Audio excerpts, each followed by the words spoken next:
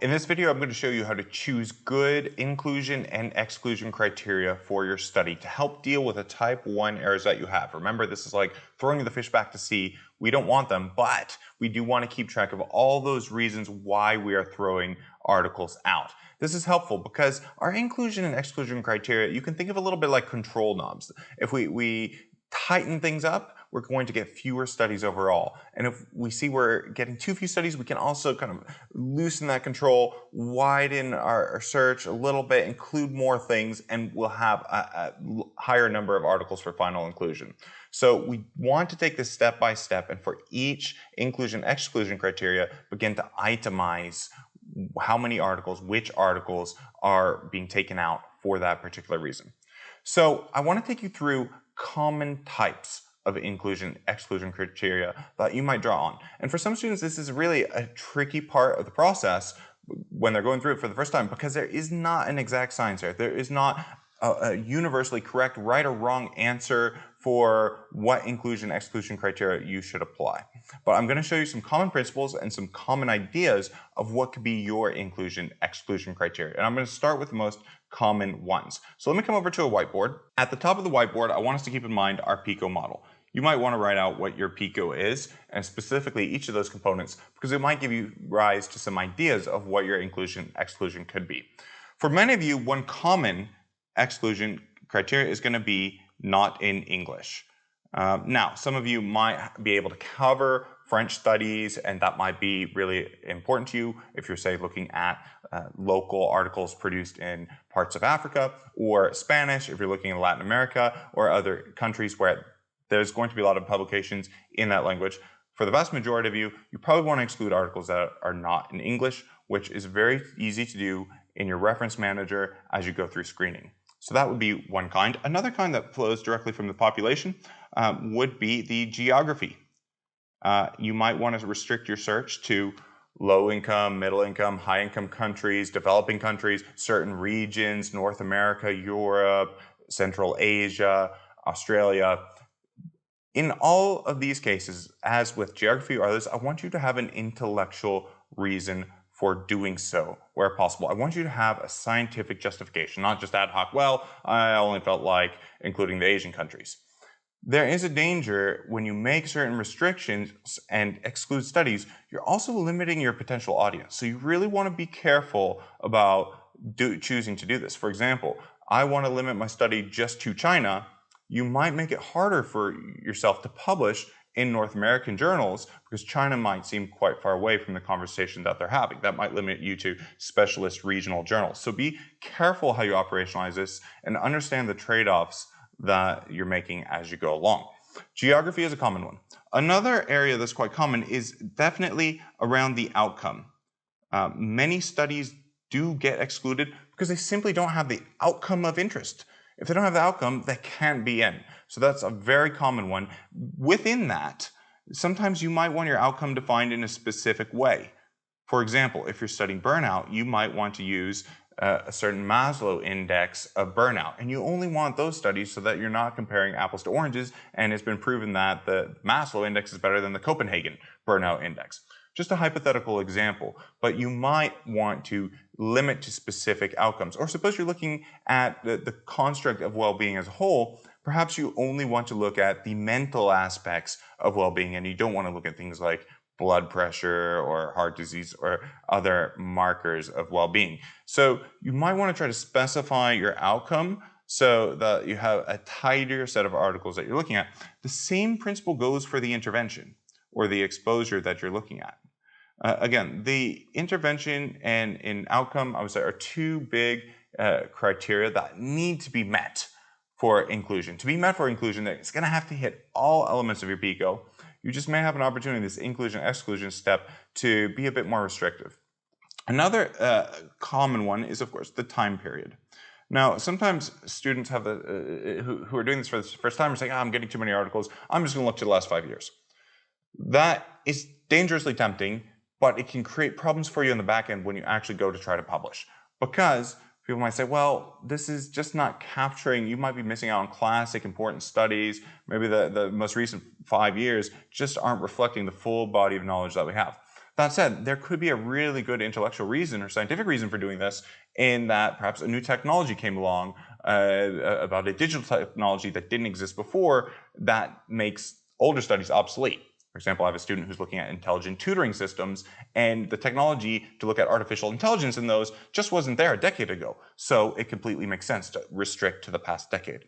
So I don't want you to get lazy and say, I'm just going to look at the last 5 years, because it can create a challenge when you try to publish. That's it. If you do have a very good justification for breaking your time period and starting from a specified date, do include that. Do list that. Do take advantage of that. The one thing I want to note, of all of these, there are automatic filters to put in your search after you're done search for English and for time. The only one I want you to use is time. The others are unfortunately just not very accurate, and they lead to a lot of errors. I'm going to come back to that in a second. The only one I really want you to do that for is time. Other common criteria could be studies of a certain quality. So one common area that I see people do who are doing this for the first time is maybe they only want to look at randomized controlled trials, here abbreviated RCTs. Or I have a student who wanted to look at only RCTs and natural experiments, studies that tried to fulfill criteria of experimental evidence.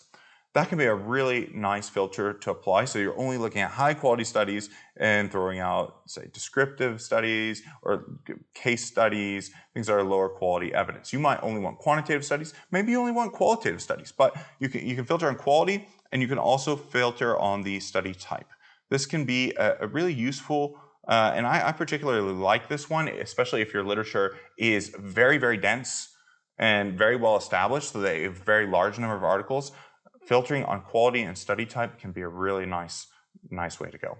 Another thing I want to mention to you on your exclusion is you might want to include certain things that are not peer-reviewed articles. So that means you want to exclude reviews and commentaries. These are going to have overlap with what you're doing potentially, and they're not original research. So apart from exceptional cases, it's highly likely you're going to want to exclude these.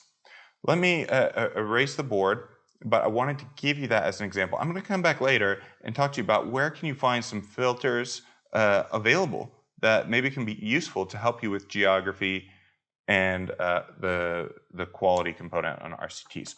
One format that I found has been particularly helpful for students going through this process to stay neat and organized is to create a PICO table. So that's why I wanted you to keep in mind your PICO as we develop this. Let me show you what I mean by a PICO inclusion exclusion table. So suppose I have my PICO, and imagine I put here exclusion, inclusion, and exclusion. To be very thorough, I'm just doing a hypothetical example here. So I have my population, my intervention.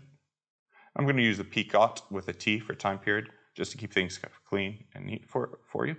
So suppose I now make a table, and sometimes you can put this in your appendix, sometimes not strictly necessary, but can definitely help you stay organized, and say I'm going to include the study if it's from, say, 1975 to present. And exclusion just follows from that, so you don't need to label it. Perhaps my outcome, I want the Maslow burnout index, but I'm going to exclude everything else, and especially I'm going to exclude and label anything with the Copenhagen burnout index. And I apologize in advance for my bad writing, but you can hear me as I go along, and I hope this stays clear for you. Same thing with the intervention. Maybe I only want interventions that had a certain duration. Maybe I don't want an intervention that was just a brief day-long intervention. Maybe it had to be over a certain amount of time. So this had to be 3 days of training, suppose I'm looking at. And anything less than 3 days is excluded. Again, you can see how this gets to be crystal clear for you. Inclusion, I want North America and Europe, hypothetically. I'm being Anglo-centric, but this could be a hypothetical exclusion. Exclusion is everything else, right? So that becomes clear. Maybe your comparison group, this is going to be particularly important for RCTs. You may not need to include this. But creating a PICO table of inclusion and exclusion can help you have crystal clear clarity as you make a decision whether an article is in or out. And it's really important because you're going to come across, as you go through your screening and eligibility stages, articles where you think, I'm not really sure where that fits. And it's important that your criteria is so clear that anybody can look at your criteria, pick up an article, run through this table, and make a decision if it's in or out. If it's not clear and you don't know what to decide, that could be because you need to go to eligibility and look at the full text. But if you've done that and you still don't know what to decide, then you need to update your criteria to enable you and anybody else who's following that process to make a decision. Last thing I want to show you. Sometimes, as I said, the filters are not so well developed in the canned versions of PubMed Web of Science for things like study type. What's been developed instead to also help you make sure you're applying the same set of criteria across those databases is a different set of filters. So let me show you an example of how you could search for filters that are more robust and have been validated. Take, for example, RCTs. If you do RCT filter for a systematic review and Cochrane, you'll see there are already validated tools to help you find a randomized controlled trial that can translate across databases. And if you have time and this is really relevant to you, then go through and search in the Cochrane community. You will find in their handbook the detailed code used. I'm going to go to a different website that already has made that simple and pulled it out to make it available for you, and you'll see that we have in the community a lot of these filters off the shelf that you can tap the knowledge of the community practice to tap into those filters. But if you look down here, RCT filters, you can see for EBSCOhost, for example, here's some syntax that you can copy and paste in to your search to apply as a filter and extend that going forward. Another example is just here that you can apply to your search. Go back and apply this filter to your search.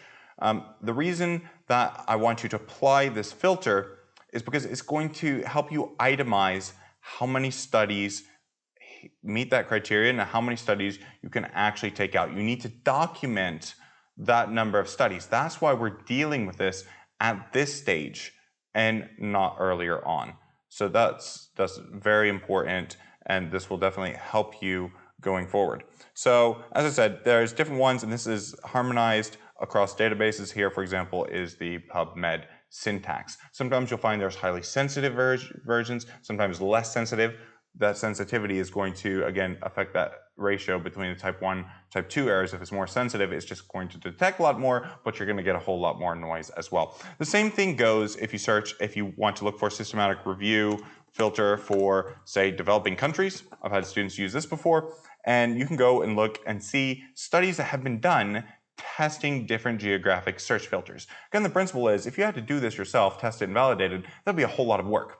Draw on the community, stand on the shoulders of giants, and use those filters that have already been tried and tested. If you take these steps, you're going to have a really robust set of inclusion, exclusion criteria that are going to help you to make a clear-cut decision for every article in screening and eligibility of whether or not it's in or out. I want you to aspire to that level of clarity and don't just try to rely on shortcuts like compressing the time period to get a desired number. Think really hard about these inclusion and exclusion criteria. They're incredibly important. And as you get to the end of this week, we're actually going to detail those and itemize those in our methods section.